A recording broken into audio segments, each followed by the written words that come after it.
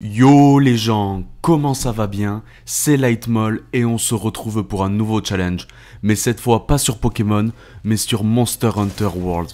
Et en quoi consiste le challenge? Bah c'est très simple, faire tous les monstres, bon ça sera pas possible, mais en tout cas faire le plus de monstres possible à poil, c'est-à-dire sans équipement, rien du tout, nada.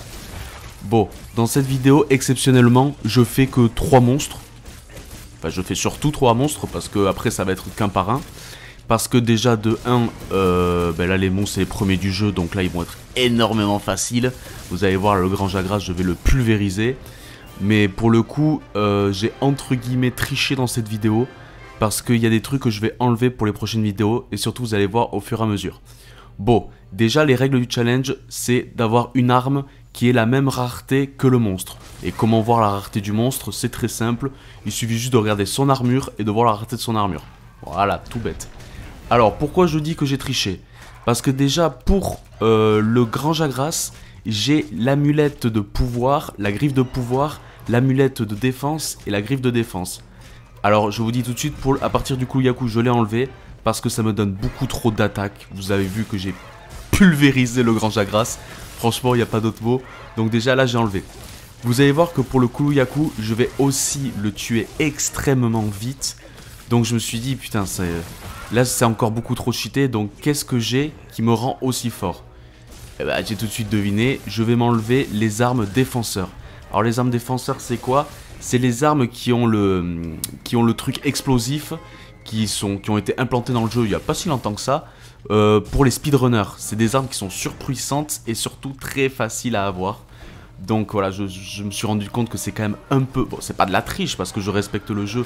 J'ai une arme que je peux avoir à ce moment-là du jeu. Mais c'est beaucoup trop facile. En tout cas au début du jeu, les monstres vont être inintéressants. Donc je décide de m'enlever les armes défenseurs. Et pour finir, vous allez voir que quand je vais battre le Kulu-Ya-Ku, je me suis dit... Ah, c'est quand même trop facile, du coup je vais me changer l'arme. Mais après, je vais affronter le Pouké-Pouké. Et malheureusement, c'est encore trop facile.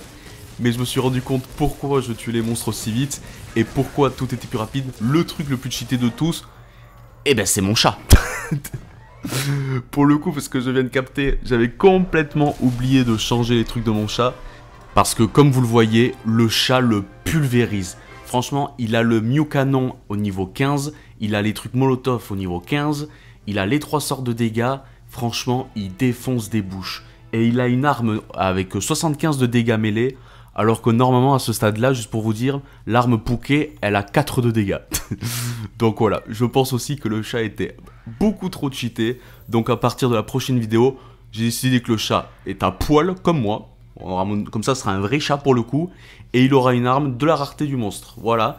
Et pour le talent, je lui ai mis le talent de soin. C'est le talent qu'on a dès le début. Donc là, au moins, il n'y a pas de triche.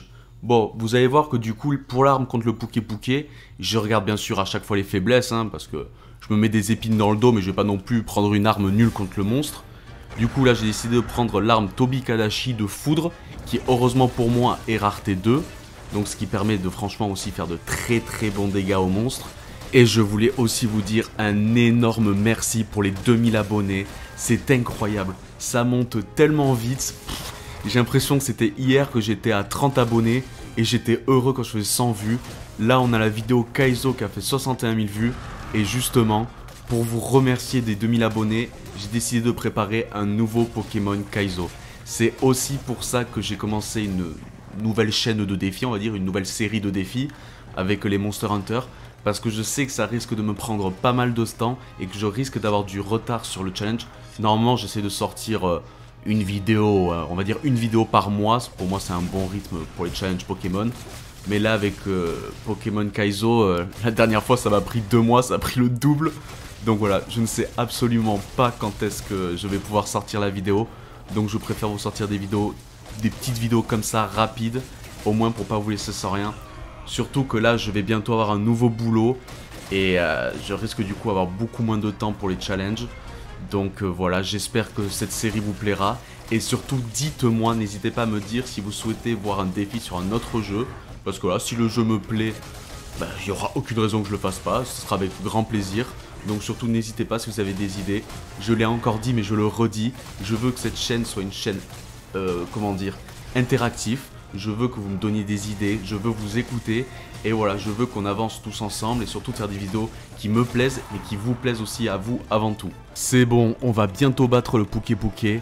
En tout cas, merci d'avoir regardé la vidéo jusqu'au bout. Si elle vous a plu, n'hésitez pas à vous abonner et à lâcher un like. Et surtout, encore une fois, n'hésitez pas à me dire quel challenge vous voulez voir. Allez, adios!